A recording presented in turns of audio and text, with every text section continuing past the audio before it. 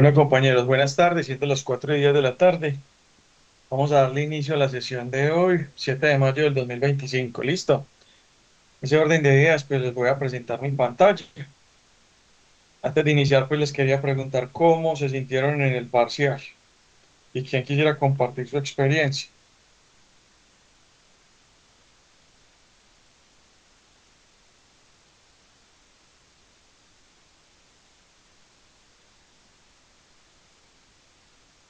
Lo fue bien. Pues yo creo que me fue bien. Muy difícil, si es lo que hemos conversado, ¿no? Pues sí está un poquito difícil, pero los temas o las preguntas sí ya habíamos visto eso con usted. Ah, bueno, eso está muy bien. Eso está muy bien que les haya ido muy bien y que se sientan pues bien también en ese aspecto. Entonces, muchachos, para dar inicio pues como a la sesión de hoy, quiero retomar algo. La última clase en la que compartimos conocimiento, vimos las razones financieras. ¿Recuerdan eso? Si estoy equivocado, si estoy más atrasado, me cuentan. Sin embargo, creo que ese fue el último tema que logramos ver y que es necesario para que ustedes puedan continuar con el tema del trabajo que tienen que entregar. Creo que es la próxima semana, ¿cierto? Adicional a eso, y ya tocando ese tema, sé que algunos tienen preguntas. ¿Quiénes tienen preguntas referente al tema del trabajo? Y pues este es el espacio para que lo puedan hacer. Yo se los agradezco.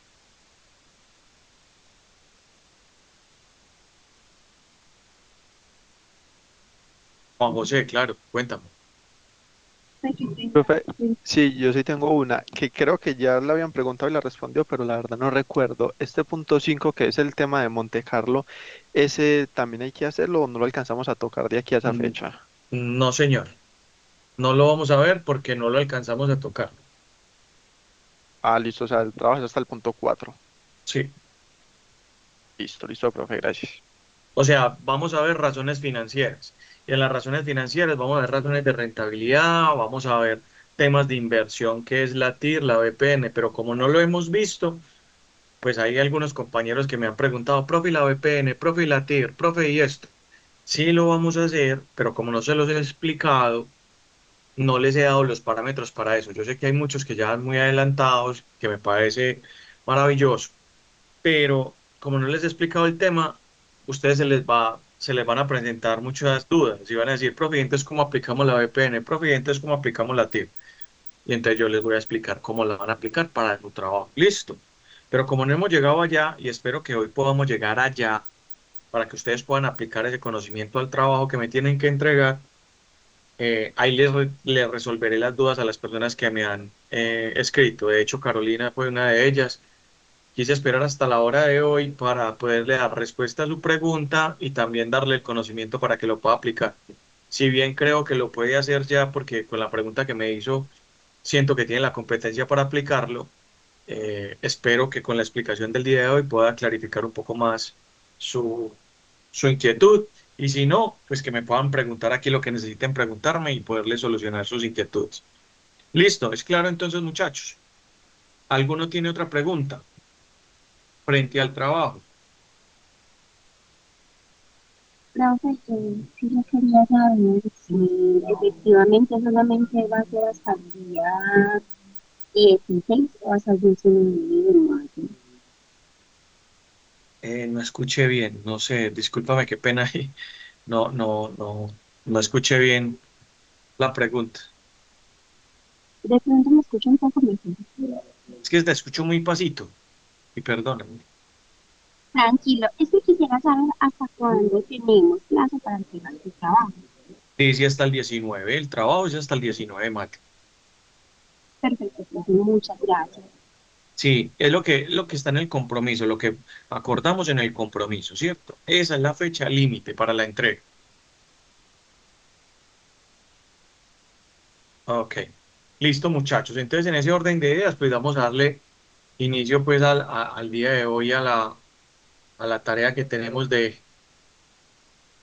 continuar con las razones financieras. Creo que en el capítulo anterior de este curso vimos cuáles eran esas razones financieras, sobre todo las Te dejé un iniciales. mensajito en el chat, a ver si me puedes ayudar con esa duda que tengo. Cuéntame aquí, es que como estoy presentando la pantalla no vi si me escribiste, pero si me preguntas, con mucho gusto.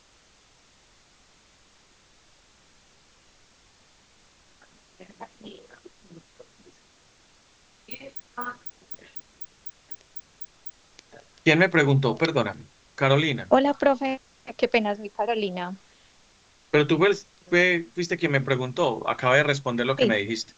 ¿No me Ay, qué escuchaste? pena, profe, me repites. No, no te escuché, es que tengo problemas con el audio. No, no te escuché, discúlpame. Claro, te dije que en la pregunta que me hiciste de la VPN y la TIR, como no he llegado a ese tema y hoy espero llegar a ese tema, espero darte respuesta con lo que voy a explicar. ¿Sí? Y Ah, si bueno, no queda señor. claro, me Bueno, preguntas y yo con mucho gusto te bueno, señor. despejo esa inquietud, pero esperé hasta hoy porque sé que vas adelantada en el proceso, pero como no hemos llegado allá, espero que con la explicación de hoy te quede claro esa pregunta. Y si no, vuelves y te lo aclaro al final, no hay problema. Bueno, señor, gracias. Listo. Sara, usted por acá me está preguntando, profe, ¿cuándo nos da la nota del parcial? Pues yo no lo califico, lo califican los profes de la jefatura del programa. Cuando ellos me hagan la retroalimentación y la evolución del parcial, yo se las comparto, las revisamos, yo espero tenerla para el lunes, ¿sí? Y se las comparto y les digo, claro que ahí no nos van a decir las respuestas correctas o incorrectas. Ahí nos dicen solamente la nota, muchachos. Entonces, eh, espero tenerla para el lunes, compartirla y publicarla porque tengo solamente hasta el viernes, máximo el lunes, para publicar el 60% del valor del curso de acuerdo a los parámetros del seguimiento que tiene las 17 semanas del cronograma académico. Entonces, espero tenerla más pronto y se las comparto, muchachos. Listo. Si la tengo de aquí al viernes, pues yo la publico y se la socializo el lunes. Entonces, muy pendientes de aquí al viernes o el sábado para que chequeen si ya está publicada la nota del 60.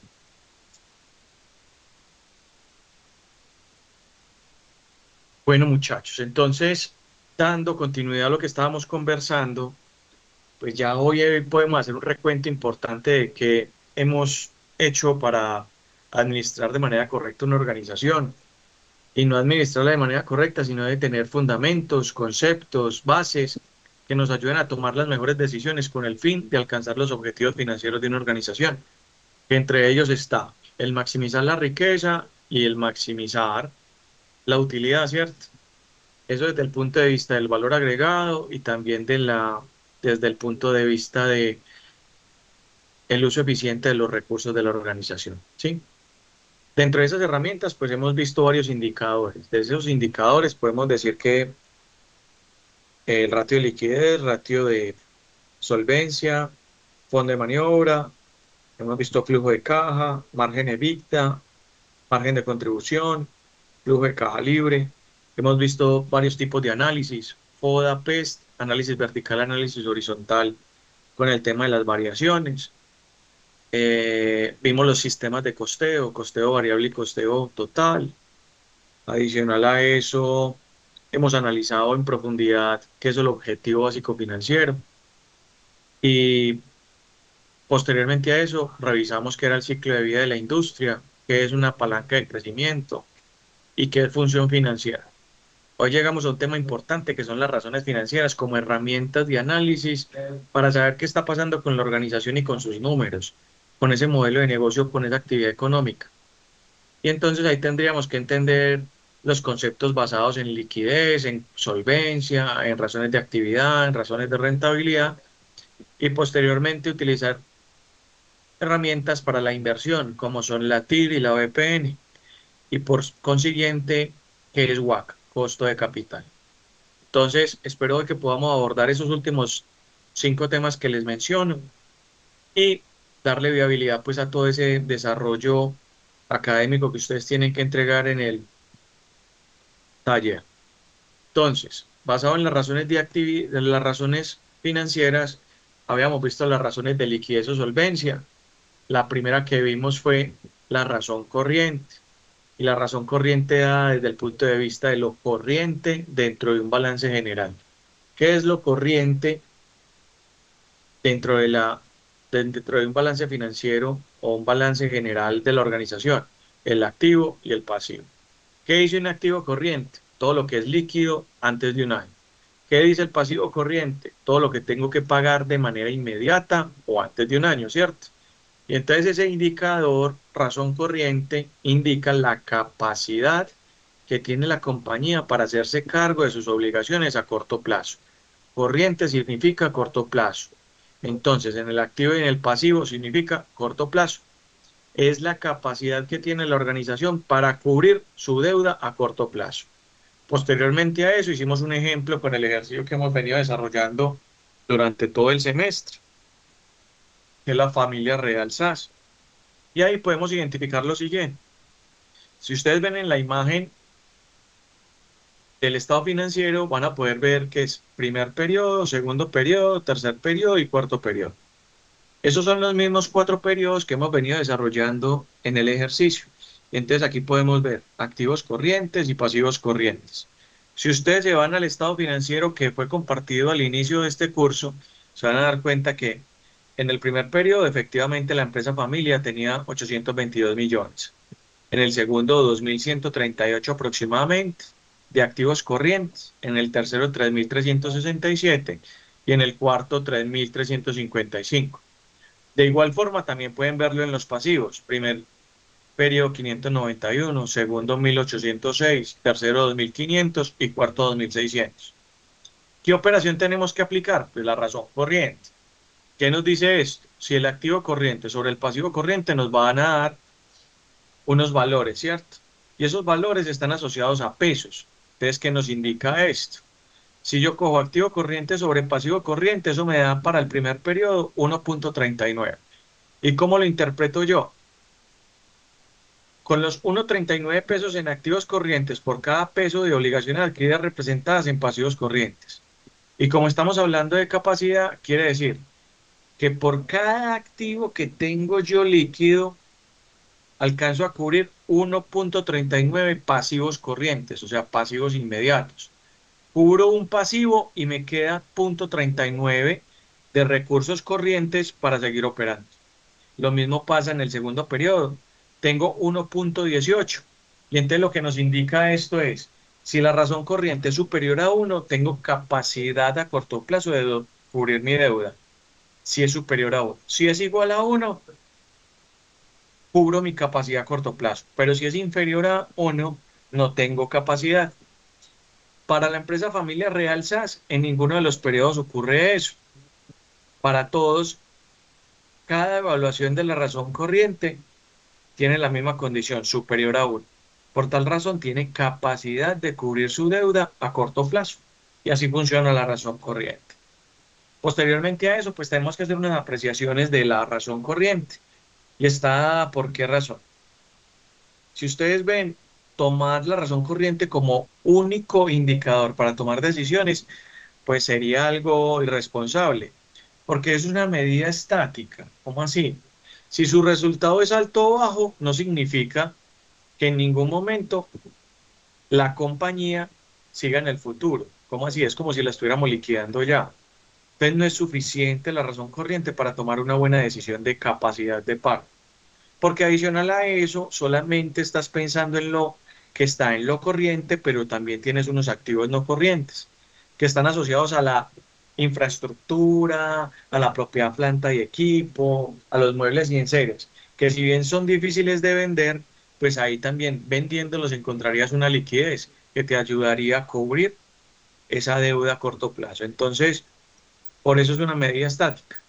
El indicador de la empresa entonces asume que dejará de operar ya. Ese indicador asume que la empresa deja de operar ya. Y entonces por esa razón dice, ¿usted tiene capacidad o no? Entonces es un limitante muy grande. Seguido a esto, a la razón corriente, pues llega otro indicador supremamente importante, que es el capital de trabajo. ¿Qué refiere eso? A aquellos recursos que la compañía necesita para sus operaciones a corto plazo. Es decir, con los recursos que la compañía requiere para operar a corto plazo. Todos los recursos que la empresa necesita para operar a corto plazo. ¿Y dónde está el corto plazo? En lo corriente. ¿Y qué no está líquido en el activo corriente? Entonces ahí nos vamos a algo muy importante, activos y pasivos. Activos y pasivos. Entonces el activo a corto plazo que no está líquido normalmente es la cuenta por cobrar y el inventario. ¿Por qué no está líquido? Porque el inventario lo tengo que salir a vender y la cuenta por cobrar la tengo que salir a cobrar. ¿Listo? Entonces aquí se va a hacer una evaluación de qué recursos quedan disponibles. A diferencia de la razón corriente, es qué recursos quedan disponibles para cubrir tu pasivo corriente. Y adicional, si queda o no queda. Entonces es como interpretarlo de la siguiente forma. Es decir, vea, la razón corriente mide qué capacidad tiene y lo mide en pesos. Por un activo corriente alcanzo a cubrir un pasivo corriente. Mientras que el capital de trabajo lo que está analizando es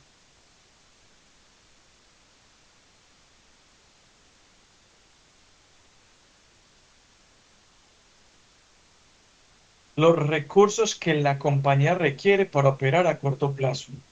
Entonces, es decir, vea, ese punto 39 que queda en la razón corriente hace referencia a estos 231 millones de pesos. Eso es lo que hace la razón corriente, el capital de trabajo. Entonces, usted tiene un activo para cubrir un pasivo corriente. Y ese punto 39 hace referencia a lo que me queda disponible para utilizarlo en capital de trabajo. Entonces, esa operación matemática llamada resta busca también medir la capacidad, pero también lo disponible para cubrir su capital de trabajo. Y ese indicador es uno de los pocos, es uno de los pocos indicadores que no es una razón financiera como tal. Es uno de los pocos, no es simplemente una razón financiera. ¿Listo? ¿Qué es capital de trabajo neto operativo? Entonces nosotros ya vimos que es capital de trabajo. Y el capital de trabajo lo que mide es la capacidad que tengo con mis activos corrientes para seguir operando, ¿cierto? ¿Y por qué es neto? Porque si bien el capital de trabajo operativo está tomando todo el activo corriente al corto plazo, le está diciendo, vean, el capital de trabajo neto operativo es un indicador financiero que se deriva del capital de trabajo. Pero en esta ocasión solo toma en cuenta los activos que influyen directamente en la generación de efectivo. ¿Por qué no coge la caja y el banco? Porque ya la caja y el banco son efectivos. Entonces, por eso se va y solamente se dedica a estudiar los activos que influyen directamente en la generación de efectivo. Y en esa generación de efectivo, los únicos limitantes en el activo corriente son, no son los únicos, pero son los más conocidos, las cuentas por cobrar y el inventario, donde tienes que hacer un esfuerzo como organización adicional para poder volver en efectivo esas dos cuentas. ¿Sí? Es decir, es una medida más específica de los recursos que requiere la empresa para financiar su operación en el corto plazo. Si yo le digo a usted, Juan Felipe, mire, yo necesito financiar mi operación a corto plazo, ¿usted dónde va y se fija? No en el activo total, sino en el activo corriente. Y si usted ya tiene la liquidez asociada a bancos y caja, usted va y recibe o revisa cuentas por cobrar, inventarios, que son las cuentas a corto plazo que pueden influir directamente en su liquidez o en su flujo de efectivo. Y ahí es donde tiene que trabajar el capital de trabajo neto operativo.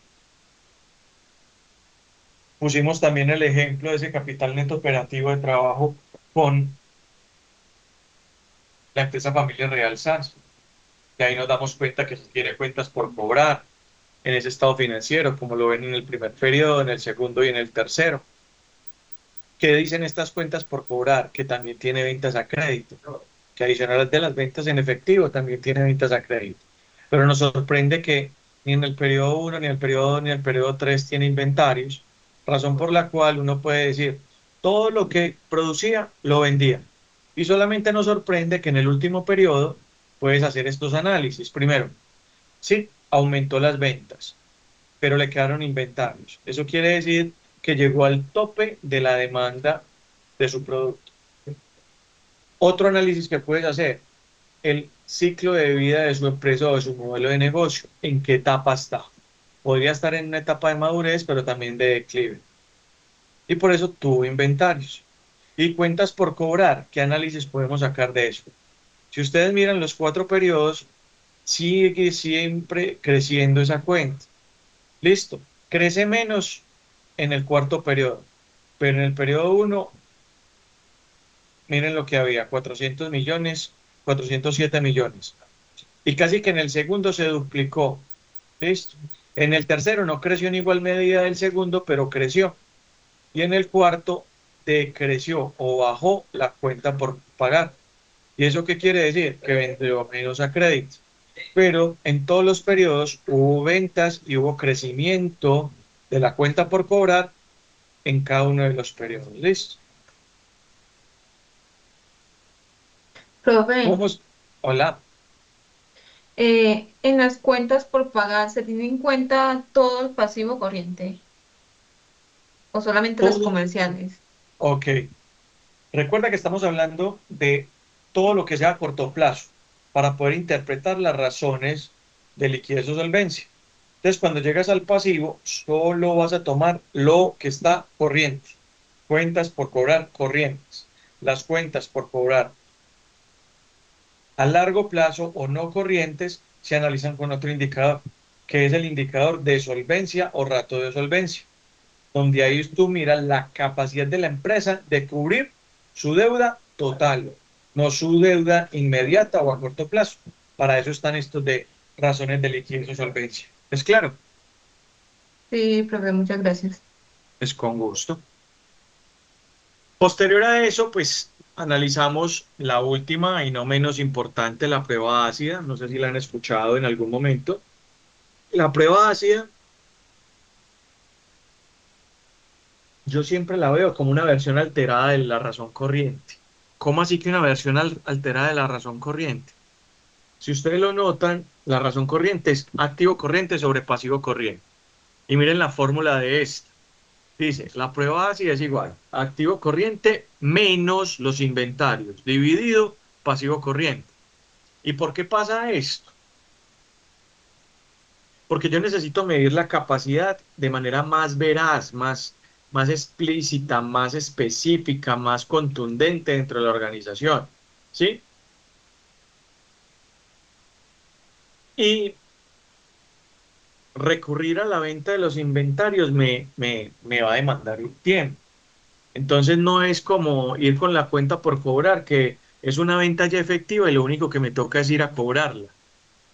Cuando yo tengo inventarios dentro de mi organización, primero usted tiene que analizar es si los voy a vender.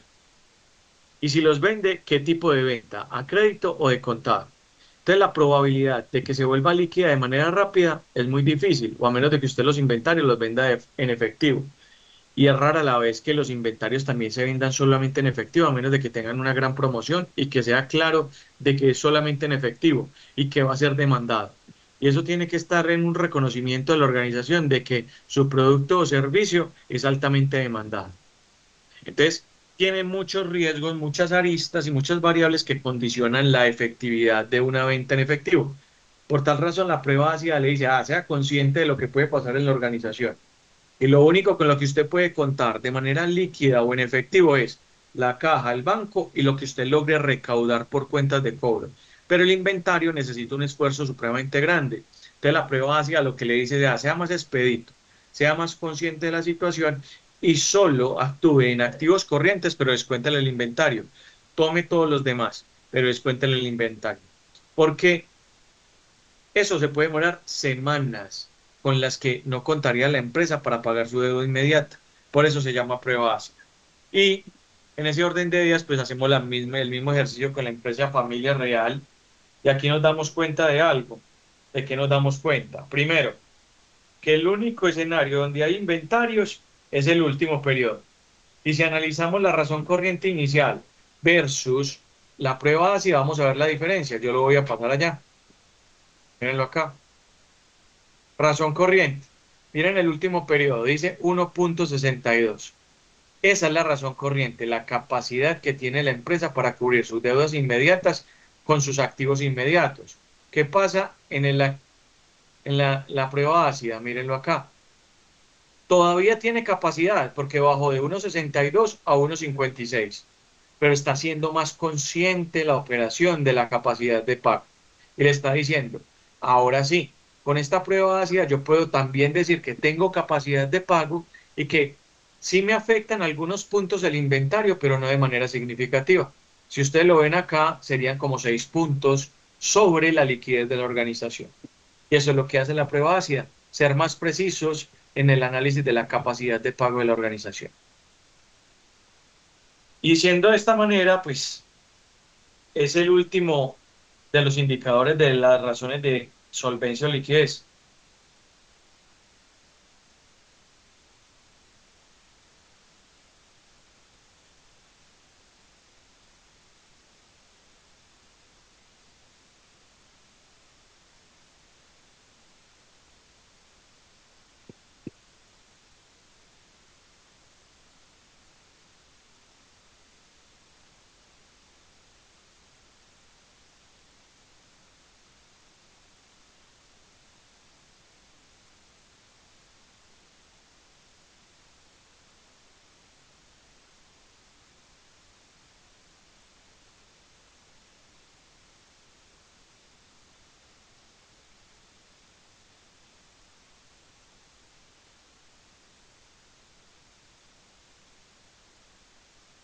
Muchachos, ¿me escuchan? Profe, no, no lo estábamos escuchando. Ay, yo aquí hablando, pero...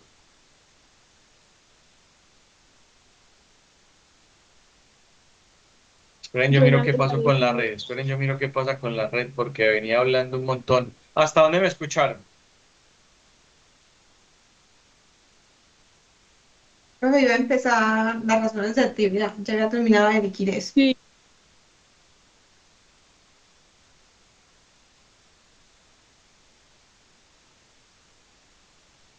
Ah, bueno, entonces me escucharon bien. No escucharon todo el discurso de razones de actividad, pero lo repito, pensé que había sido...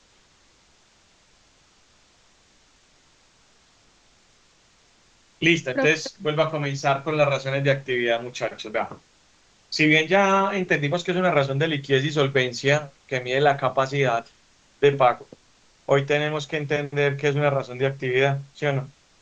Y la razón de actividad o las razones de actividad son conocidos también como indicadores de rotación o rotaciones de o indicadores de eficiencia, que miden la efectividad o el grado de eficiencia con el cual la administración gerencia los recursos que posee. Entonces aquí nos vamos a encontrar con varias cosas. Primero, la rotación de inventarios. ¿Han escuchado ese término? ¿Qué es rotación de inventarios?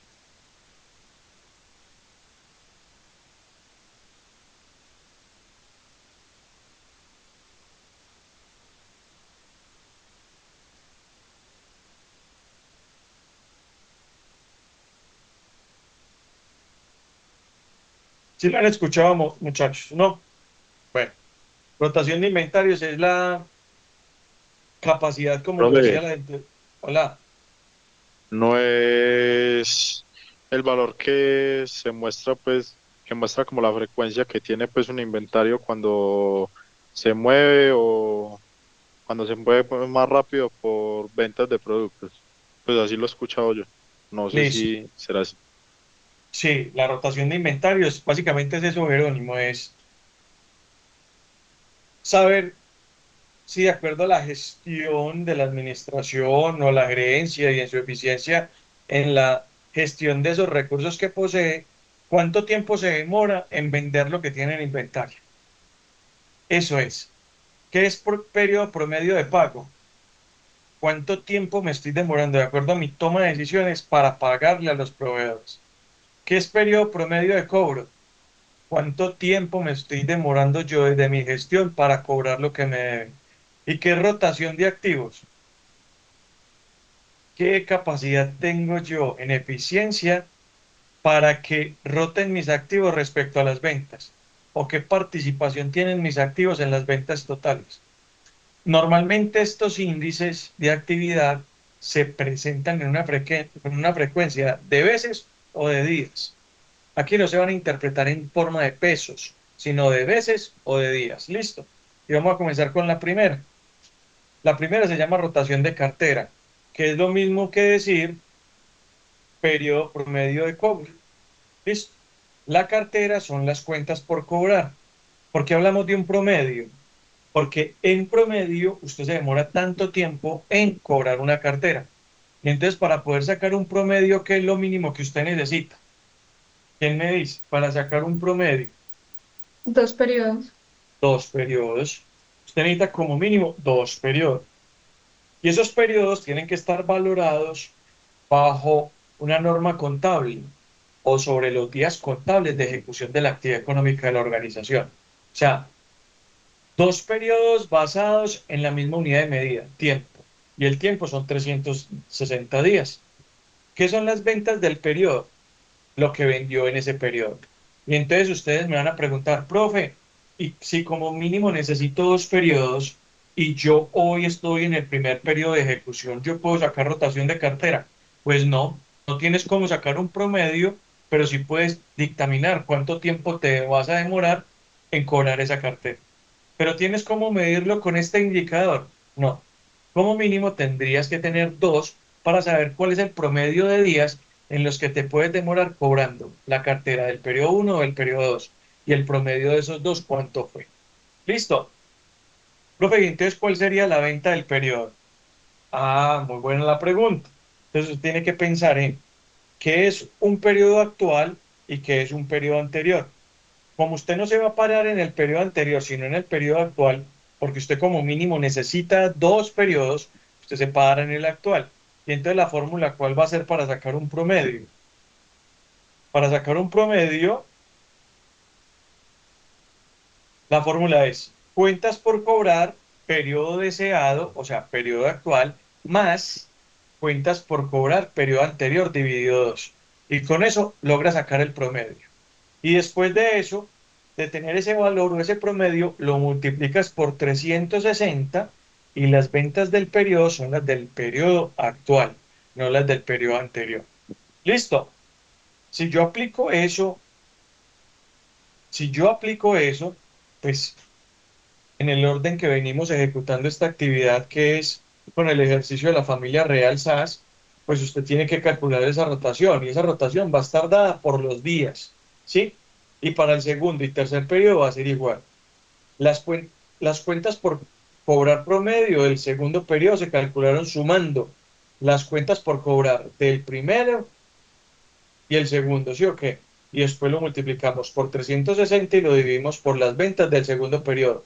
¿Y qué nos dio? Primer periodo, segundo periodo, tercer periodo y cuarto periodo, ¿sí o qué?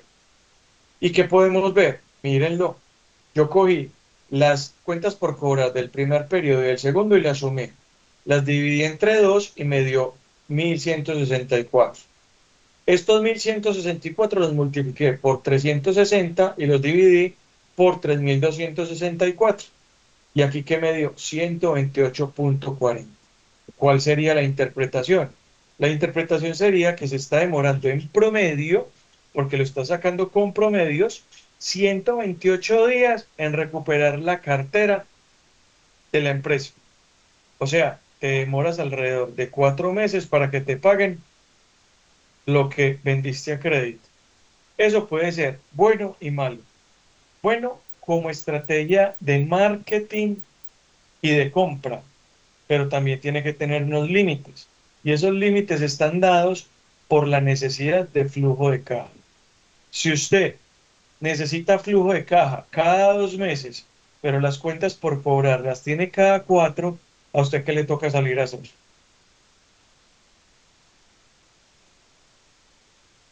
¿Quién me responde? Ah, me repite la pregunta. ¿Cómo? Me repite la pregunta.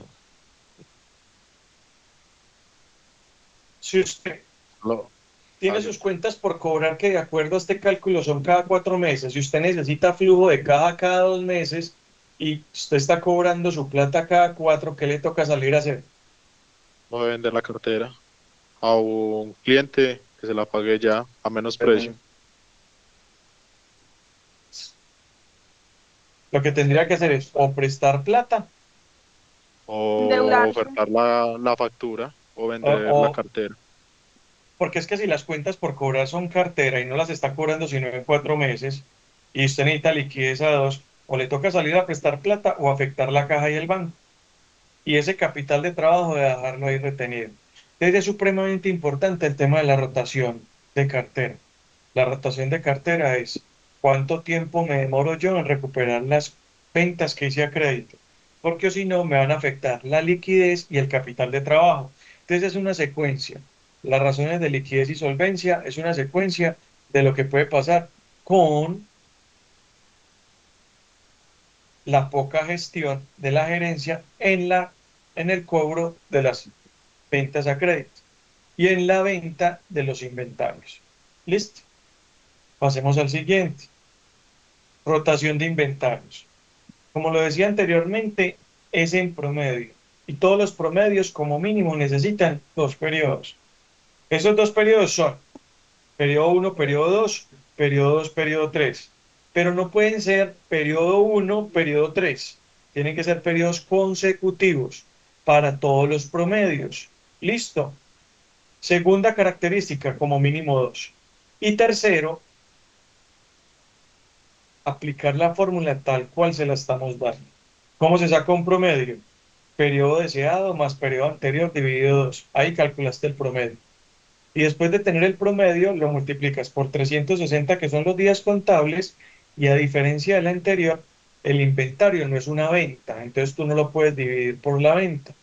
Lo tienes que dividir es por el costo de la mercancía vendida o el costo de operación de haber producido ese producto o servicio que no logró salir a la venta. Entonces aquí sería el costo de las ventas del periodo.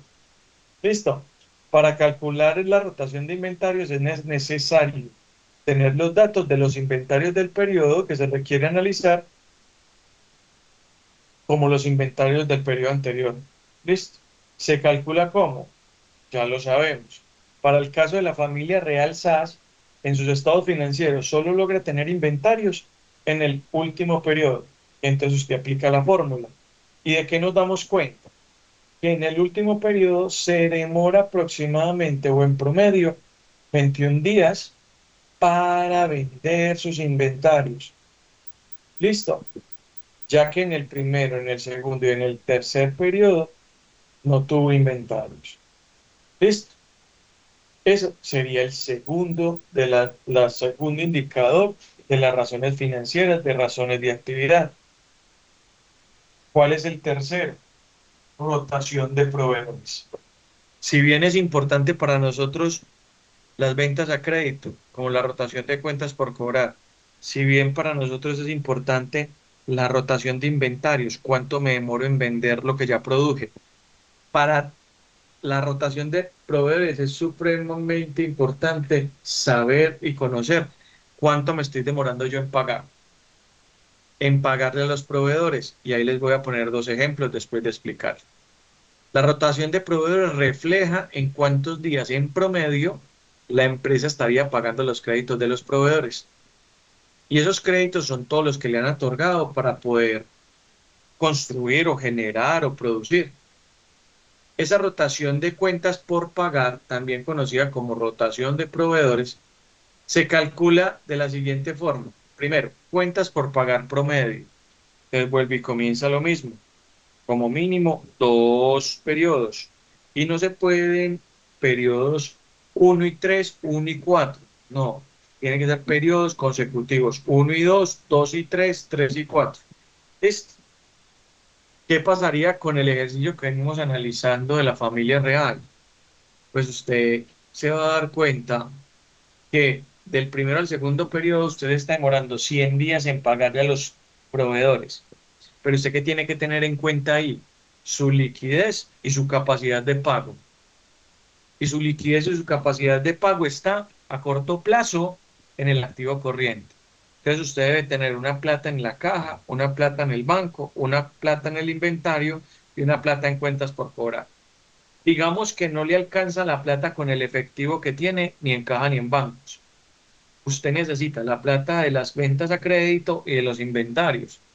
Entonces, este cálculo de los días que se está demorando en pagar tiene que ir alineado con los días en los que usted se demora en cobrar. ¿Cómo así?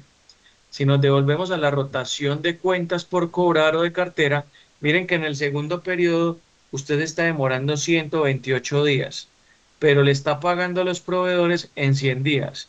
¿Qué fue lo que ocurrió ahí?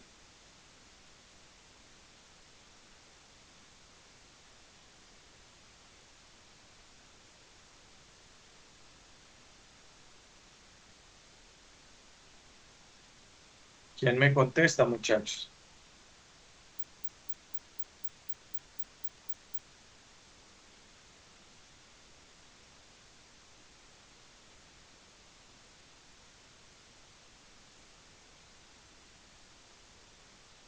Listo, continuemos. En ese orden de ideas, entonces, pasamos a rotaciones de activos totales. ¿Qué es una rotación de activos totales? Es una razón que indica cuánto generó en ventas la empresa por cada peso que invirtió la compañía en activos. Entonces, cuando aquí habla de activos totales, usted tiene que tomar lo corriente y lo no corriente y analizarlos. Y esta sería la fórmula. Ventas dividido activos totales. Estas serían las ventas del periodo versus los activos totales. Y esto es lo que pasa. Yo cojo las ventas versus los activos totales y digo 0,85. ¿Cómo se interpreta esto entonces? La empresa Familia Real generó 0,85 en ventas por cada peso que invirtió en activos. ¿Cuál debería ser la razón de esto? Que por cada peso invertido usted vendiera un peso. Esa debería ser la correlación. Si usted está vendiendo menos de un peso con el peso invertido, lo que está diciendo es que usted no está siendo eficiente en el uso de recursos y para eso sirve la rotación de activos totales.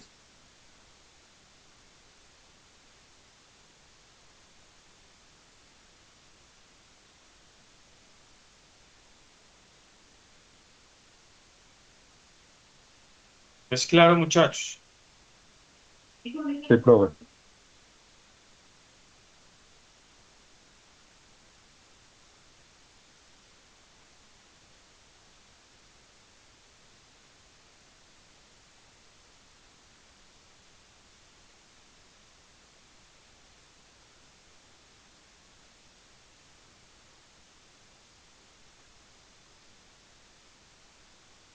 Listo.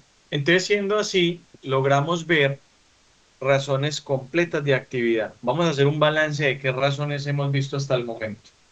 Solvencia y liquidez fuera. Razón corriente, capital de trabajo neto operativo y prueba básica. Razones de actividad, rotación de inventarios, rotación de cartera, rotación de proveedores y rotación de activos totales. Van 8. Listo. Y las razones financieras, aparte de las de actividad y solvencia, también están las de rentabilidad. Y con las de rentabilidad, usted mide la capacidad que la empresa tiene para generar utilidades con los recursos que posee.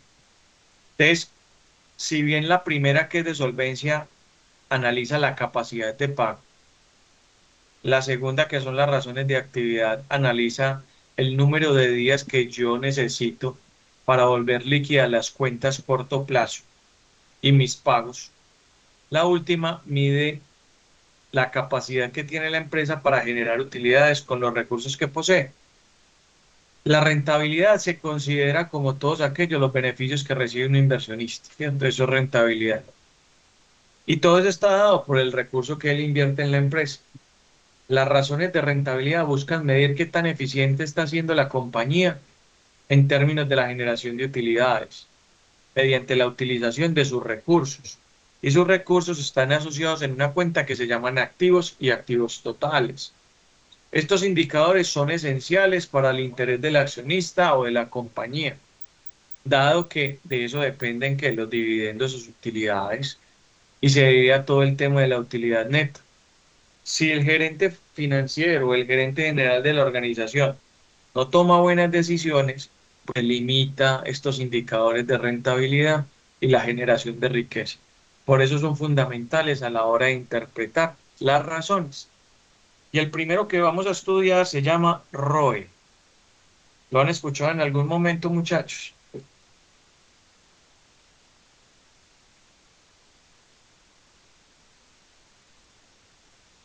No, profe.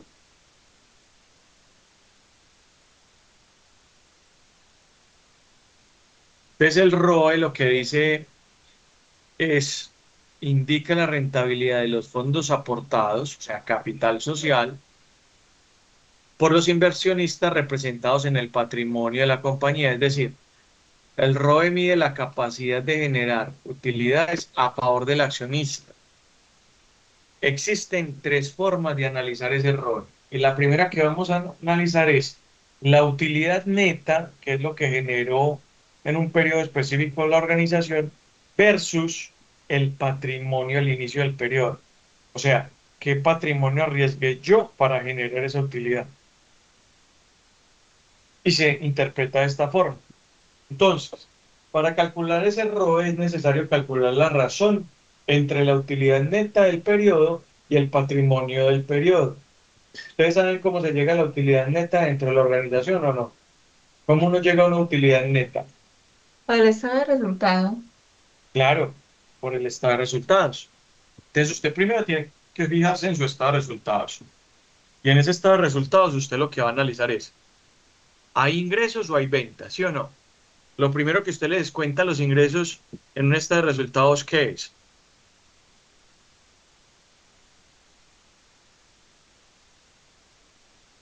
¿Qué los es lo costos de primero? venta, El Muy costo de la bien, mercancía vendida. eso, muy bien. Y después de los costos, ¿qué queda? Usted le descontó a las ventas el costo. ¿Qué sigue de ahí? ¿La utilidad qué? Fruta. ¿Sí o no? Como es utilidad bruta y lo que estamos buscando es la utilidad neta, para que sea neta, ¿qué más le tenemos que descontar a esa utilidad? los Los gastos de gastos. venta y administración, ¿no? Muy bien, los gastos. Y después de los gastos, entonces usted ya les contó costos y gastos. ¿Y qué utilidad queda? Antes de impuesto. Muy bien, operacional, también llamada. Y usted le descuenta los impuestos y posteriormente a eso queda la utilidad neta. Entonces, cuando el ROE dice es necesario calcular la razón entre la utilidad neta del periodo y el patrimonio, es decir, ¿cómo llegas a la utilidad neta versus el capital que arriesgaste? Entonces, yo arriesgué para este caso de la empresa Familia Real 400 millones en el primer periodo y a esto lo llamamos capital social. Y con estos 400 millones yo generé 71 millones 500 de utilidad neta, que eso representa un 17,9% ¿de qué? Del patrimonio arriesgado.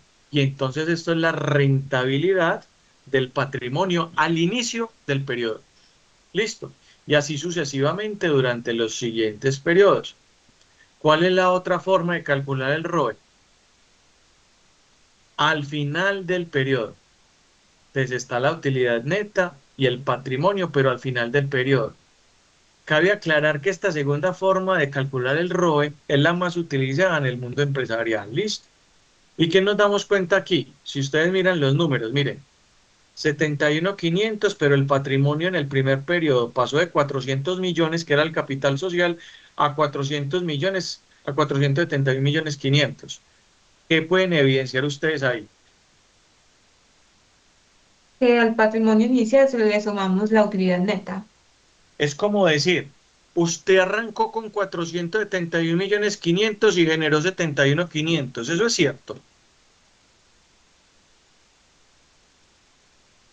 Usted al Empe- inicio del periodo tenía 471 millones 500. Eso era verdad. no, tenía 400. Claro. Entonces lo que está diciendo esto en la segunda forma de calcular el ROE es que está hallando la razón entre la utilidad neta y el patrimonio al final.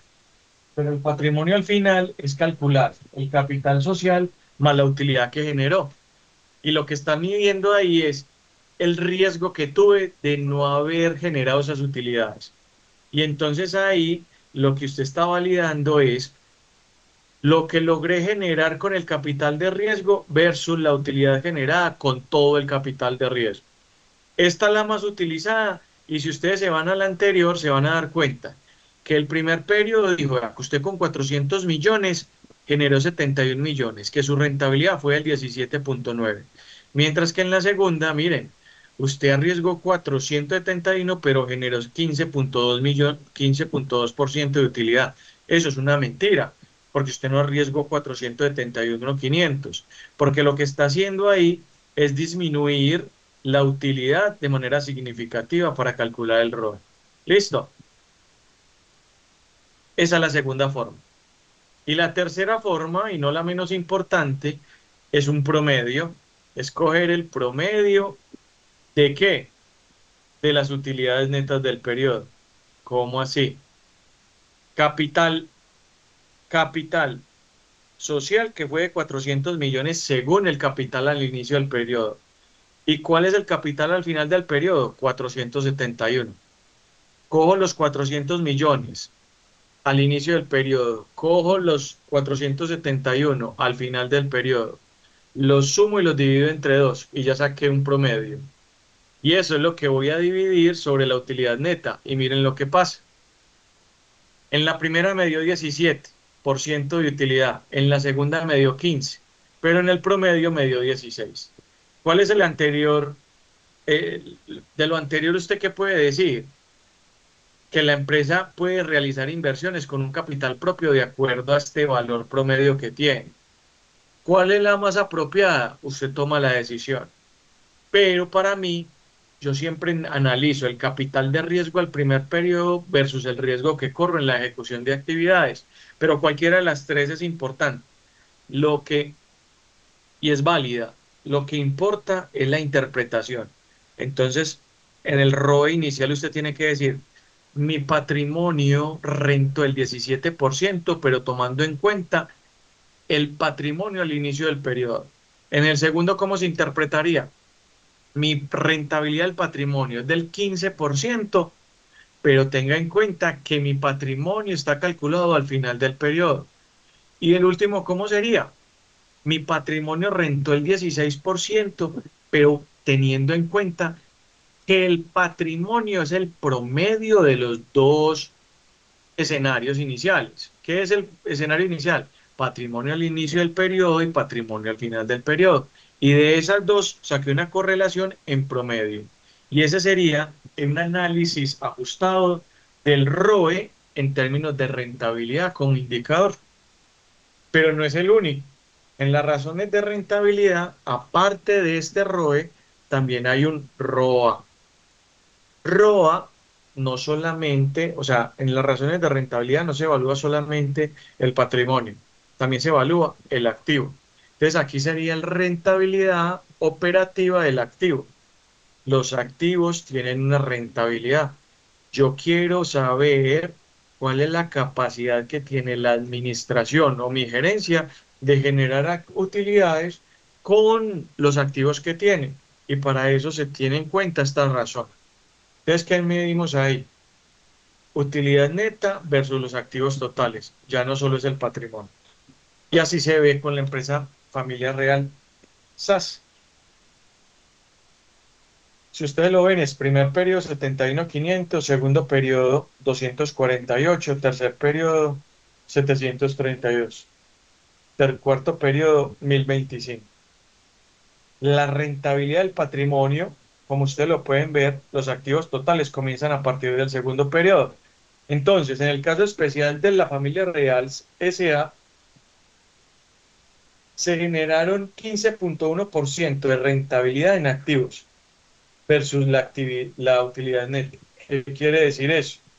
Este indicador refleja entonces la eficiencia que tiene la empresa para generar rentabilidad con los activos que tiene. Si eso da negativo o si da cero, quiere decir que la gerencia es inoperante. Listo. La rentabilidad de los activos es comúnmente conocida como ROA. Listo. Para calcular el ROA es necesario calcular la razón que hay entre la utilidad neta y los activos totales.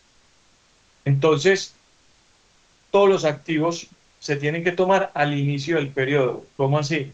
Por eso el primer periodo, como es el mes de inicio o el periodo de inicio de la empresa, ahí no tiene activos al inicio, ahí lo que tiene es capital social. Por esa razón, en el primer periodo no se toma en cuenta. ¿Qué ocurre para los modelos de negocio de ustedes? Que ustedes ya tienen empresas que están en marcha, entonces pueden tomar la rentabilidad de los activos desde el primero, segundo, tercero y cuarto periodo. No son empresas nuevas, listo, a menos de que alguno haya escogido una empresa nueva. Así como el ROE, el ROA también tiene un caso especial. Y lo que le dice el caso especial al inversionista es, vea, si usted en el anterior está tomando la utilidad neta, esa utilidad neta ya viene afectada. ¿Por qué? Costos, gastos e impuestos. Y también por allá tiene un rubro que se llama ingresos no operacionales y gastos no operacionales. Eso pueden afectar la utilidad neta y usted no puede tener claramente una especificidad si la gerencia es buena o no administrando los activos que tiene. Por tal razón, ese caso especial le dice, evalúe ese ROA, pero solamente con la utilidad operacional. Porque usted antes de la utilidad operacional, usted le ha descontado solo los costos y los gastos de esa operación. Pero también tenga en cuenta que lo que produce plata son los activos operacionales. No todos los activos o producen plata de esa actividad económica. Entonces tenga la utilidad operacional y los activos operacionales en cuenta y calcúlelo como caso especial. Y esto indica qué tasa de interés o qué capacidad tiene la empresa de generar recursos a través de inversiones realizadas exclusivamente por los activos operacionales de la empresa. No se va a ver afectado por ningún otro tipo de activo. Que inversiones temporales en casas, pero si yo vendo zapatos, ese activo no es operacional. Pero el mueble y enser, el edificio, la fábrica, ¿eso es activo operacional? Sí. ¿Las cuentas por cobrar son activos operacionales? Sí, porque son ventas a crédito. ¿Los inventarios son activos operacionales? Sí, porque son producto terminado. ¿El efectivo y la caja son activos operacionales? Sí, pero también tienen que estar afectados por otro tipo de cosas donde usted tiene que tener la caracterización de esas cuentas. Muchachos, ¿hasta aquí tienen alguna pregunta?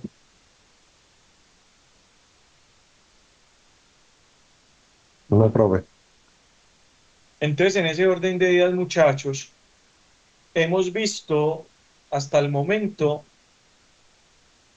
13 razones, de las cuales están 4 de solvencia o liquidez, 4 de actividad, 5 de rentabilidad, que incluyen los casos especiales.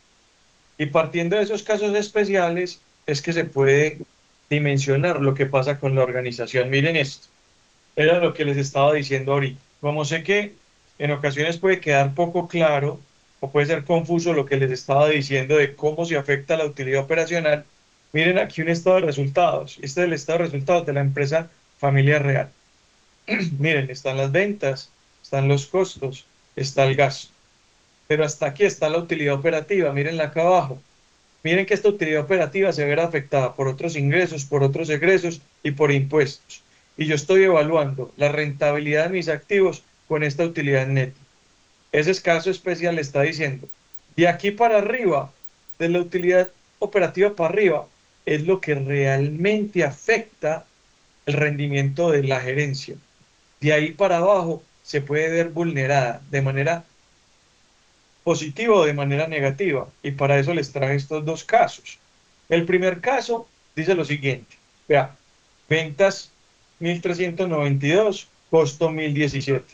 Los gastos 220, como lo ven acá, y aquí tiene una utilidad operativa de 155 millones. Pero mire que tiene otros egresos, y otros egresos lo que dice es, son otros gastos que no están asociados a este modelo de negocio. Y miren cómo lo va a afectar. Si yo tenía una utilidad operativa aquí de 155, pero tengo unos gastos de 200, pues voy a tener una pérdida de 45. Esto puede ser un escudo fiscal, porque se supone que ya con esto, si tengo pérdida, no tendría que pagar impuestos, ni tampoco impuestos sobre la utilidad. Puede ser y puede funcionar. Pero yo quiero ver que ustedes noten la gravedad de cómo esto puede afectar el modelo de negocio evaluado. ¿Y qué pasa en el segundo caso? Miren, las mismas ventas, el mismo costo, el mismo gasto, la misma utilidad operativa. Pero para este caso, sí tenemos otros ingresos y otros egresos. ¿Qué ocurre en este caso? Le sumamos 200 millones de pesos a esta utilidad operativa que van a afectar de manera relativa el ingreso de la modalidad. Y también le vamos a quitar unos gastos, pero miren la utilidad antes de impuestos, que es 310. Yo voy a evaluar la rentabilidad de los activos operativos con una utilidad neta viciada por otros ingresos que no son los de la modalidad que estoy trabajando. Entonces, es para que ustedes noten en primera instancia cómo se puede afectar todo eso. ¿Es claro, muchachos, o no? Sí, Sí, profe. profe.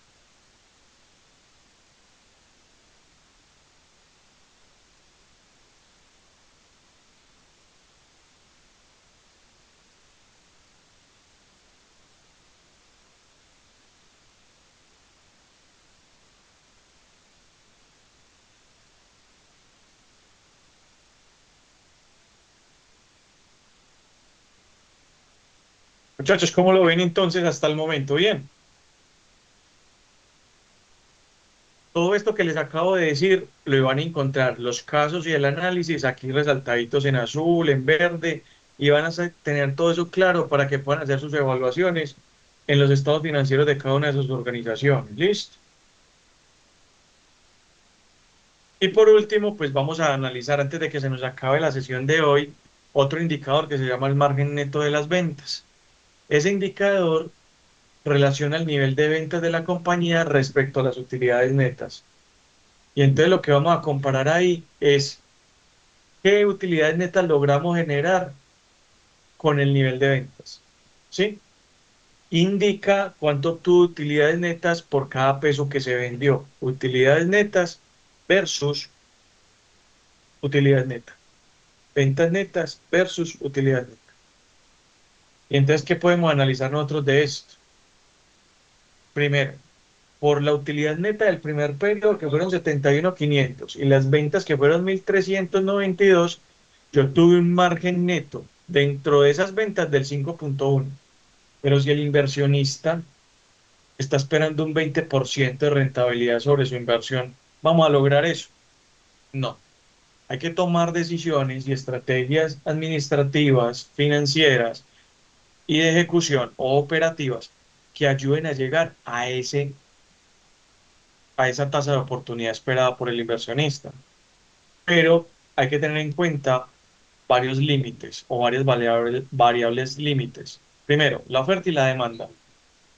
Segundo, la capacidad de producción de la planta. Y tercero, el precio de venta. ¿Listo? Porque normalmente cuando a usted le dicen yo quiero maximizar utilidades en el corto plazo, lo primero que usted castiga es el precio de venta del producto, que puede alterar de manera directa el consumo, la oferta y la demanda. Segundo, bajar costos y gastos y afecta de manera directa el producto final y la postventa. Y entonces eso no te va a garantizar que la empresa crezca y permanezca en el tiempo, razón por la cual las compañías desaparecen. Desde aquí, con este margen neto de las ventas o indicador, ustedes empiezan a recorrer y a recoger todo ese conocimiento adquirido en las últimas 12 semanas. 12 semanas en las que hemos nutrido de indicadores, de análisis, de estados financieros, de interpretaciones, de conceptos que les van a ayudar a evaluar esa oportunidad de negocio. Y aquí este indicador les ayuda a consolidar de manera muy práctica cuánto esperan generar de acuerdo a las ventas que están haciendo. ¿Listo? ¿Claro ese indicador, muchachos, o no? Sí, profe. Ok. Y por último, entonces, muchachos, pues agradecerles por la participación. La próxima clase vamos a ver lo que es margen EBITDA, vamos a ver lo que es razones de endeudamiento, ¿sí? Y vamos a ver todo el tema de apalancamiento financiero. Y en apalancamiento financiero vamos a ver todo el tema de deuda a corto plazo y largo plazo, valor económico o valor agregado llamado